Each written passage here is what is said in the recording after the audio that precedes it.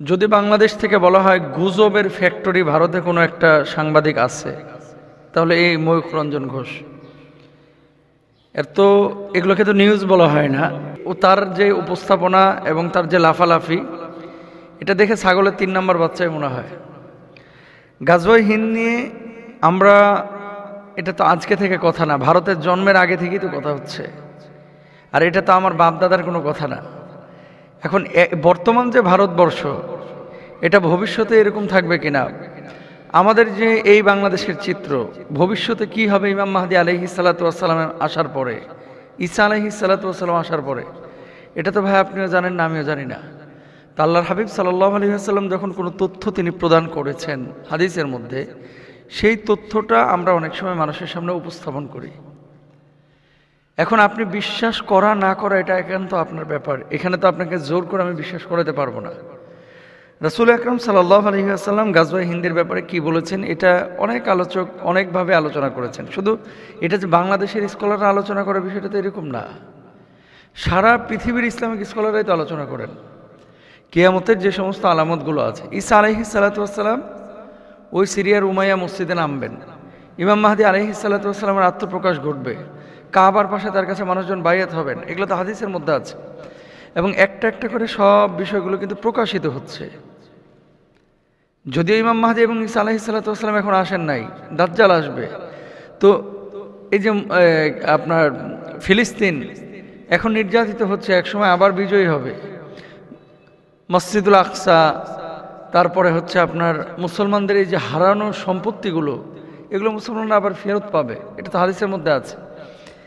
এখন গাজওয়ে হিন্দ নিয়ে আমি অনেক দিন আগে মাহফিলে, প্রায় মনে হয় 3-4-5 বছর হয়ে গেছে, এরকম একটা ভিডিও ইউটিউব থেকে ভারতের এই মিডিয়া নিয়ে সেখান থেকে কাট করে কথা ছড়িয়েছে।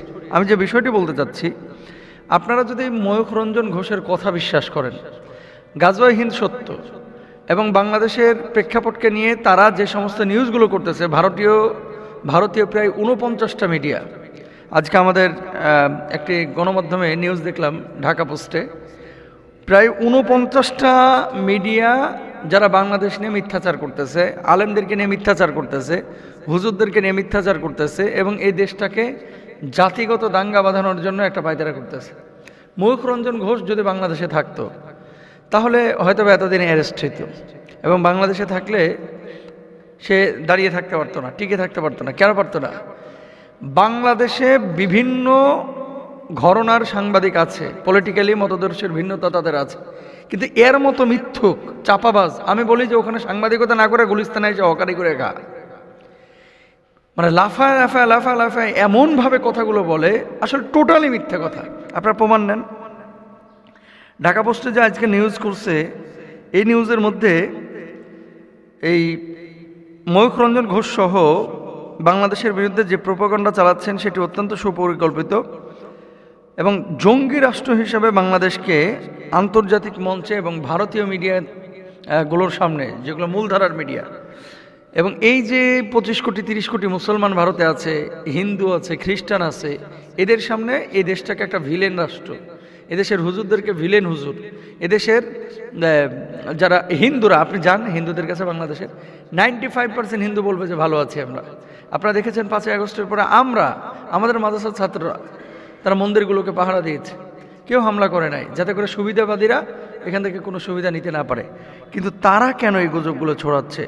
মূলত এদের একটা উদ্দেশ্য আছে, সে বাংলাদেশটাকে এভাবে তারা চাচ্ছে না।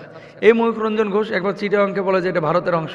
1947 সালে নাকি চিটাগাংয়ের অধিকাংশ মানুষ হিন্দু ছিল। এই কথা শোনার পরে ইবলিস মনে হয় আর ঘুমাইতে পারে নাই। এই ছাগলে কয়টা কি বলেটা কি? 1947 সালে নাকি অধিকাংশ ভারতের মানে চিটাগাংয়ের মানুষ হিন্দু ছিল। আর চিটাগাং এই পবিত্র ভূমিটা হচ্ছে আল্লাহর ওলিদের ভূমি, এখানে হিন্দু ছিল, কিন্তু অধিকাংশ হিন্দু ছিল না। তারপরে দেখেন, পাকিস্তান থেকে অস্ত্র কিনছে বাংলাদেশ, 52 বছর পরে এই অস্ত্র বোঝাই জাহাজ পৌঁছালো চট্টগ্রামে। এই যে কয়েকদিন আগে পাকিস্তান থেকে জাহাজ আসলো চিটাগাংয়ে, এটার অস্ত্র বোঝাই জাহাজ বলছে, অথচ এখানে বিভিন্ন ধরনের কাঁচামাল ছিল। তারপরে রিপাবলিক বাংলার রিপোর্টের শিরোনামে বলা হয়েছে, এক জাহাজ অস্ত্র নিয়ে চট্টগ্রাম বন্দরে পাকিস্তানি জাহাজ, মৌলবাদদের 16 কোলা পূর্ণ হলো বাংলাদেশে। কত বড় মিথ্যাচার! তারপরে দেখেন এই ময়ূখ রঞ্জন ঘোষ আরও কিছু তথ্য সে ছড়িয়েছে বাংলাদেশের ব্যাপারে, যেগুলোর আদৌ কোনো ভিত্তি নেই। আমি কয়েকটা তুলে ধরতেছি, এখানে নোট রাখছি। 49টি ভারতীয় গণমাধ্যম বাংলাদেশ নিয়ে 13টি মিথ্যা প্রতিবেদন করেছে। ভুয়া খবর প্রচারে ভারত সেরা, ভারতে সেরা হচ্ছে পশ্চিমবাংলা। আর এই পশ্চিমবাংলার এই সাংবাদিকগুলা, মানে হকার সাংবাদিকগুলোকে দেখার মতো কি আসলে সরকারের কেউ নেই, এবং কড়া বার্তা দেওয়ার মতো আসলে কি কেউ নাই? এরা বারবার সংখ্যালঘু নির্যাতনের কথা বলতেছে। ভারতের এই গণমাধ্যমগুলো, যে বাংলাদেশে হিন্দুদের উপর অত্যাচার করা হচ্ছে, বাংলাদেশে হিন্দুরা ভালো নেই, গাজওয়ায় হিন্দ নিয়ে মিথ্যা ছড়াচ্ছে। তারপরে বাংলাদেশিরা নাকি এই ভারতটাকে সিরিয়ার মতো কিছু একটা করতে যাচ্ছে। কি মিথ্যা ছড়িয়েছে আমি আপনাদেরকে 1 মিনিটে একটু বলতে চাচ্ছি। চট্টগ্রাম দখলের আবদার সাংবাদিক ময়ূখ রঞ্জনের। তিনি কি বলছেন? 5ই আগস্টের পরে সবচেয়ে বেশি গুজব ছড়িয়েছে যে সাংবাদিক এই ময়ূখ রঞ্জন ঘোষ। কখনো ডক্টর ইউনূসকে দেখবেন গালমন্দ করে, কখনো শেখ হাসিনার পক্ষ নিয়ে কথা বলে, কখনো এদেশের হুজুরদেরকে সে গালমন্দ করে, কখনো চিটাগাংকে সে নিজেদের দাবি করে, কখনো ফেনীর এই দিক দিয়ে বর্ডার থেকে ফেনী এবং চিটাগাংকে আলাদা করা, কক্সবাজারটাকে ভারতের অংশ এ দাবি করে। ভারতের কি আইন শৃঙ্খলা বাহিনী নেই? আর আরেকটা কথা, আমরা ভারতের গণমাধ্যমে আমরা তো বললেই তো তারা প্রচার করবে না। এই ভিডিওর মাধ্যমে আমি আপনাদের সামনে যে বিষয়টি বলতে চাচ্ছি সেটি হচ্ছে, বাংলাদেশের সাথে ভারতের সম্পর্ক যদি পরিবার কেন্দ্রিক হয়ে থাকে, যে একটা পরিবারের কারণেই ভারত বাংলাদেশের সাথে সম্পর্ক রাখবে, আমরা বলবো যে ভারতের সাথে বাংলাদেশের সম্পর্ক আমাদের দরকার নাই। আর যদি রাষ্ট্র হিসেবে কূটনৈতিকভাবে আপনি ভারতের সাথে বাংলাদেশের সম্পর্কটা রাখতে চান, তাহলে দল না দেখে দেখেন যে রাষ্ট্রটা কারা চালাচ্ছে। আপনারা যদি বন্ধুত্বসুলভ আচরণ করেন, অবশ্যই আমরা গোলাপ ফুল দেব। আর যদি আপনারা আমাদেরকে হুমকি ধামকি দেন, তাহলে আমরা কিন্তু ললিপপ চুষবো না। মুসলমানের জাতি, ইমানদারের জাতি, আমরা সংখ্যায় কম হতে পারি, সম্পদে আমাদের কম হতে পারে, কিন্তু আমাদেরকে কেউ আঘাত করবে আর আমরা বাড়িতে বসে বসে ললিপপ খাবো, এটা কিন্তু হবে না। আপনারা এই সমস্ত আউল বাউল ফাউল সাংবাদিকদেরকে সামলান।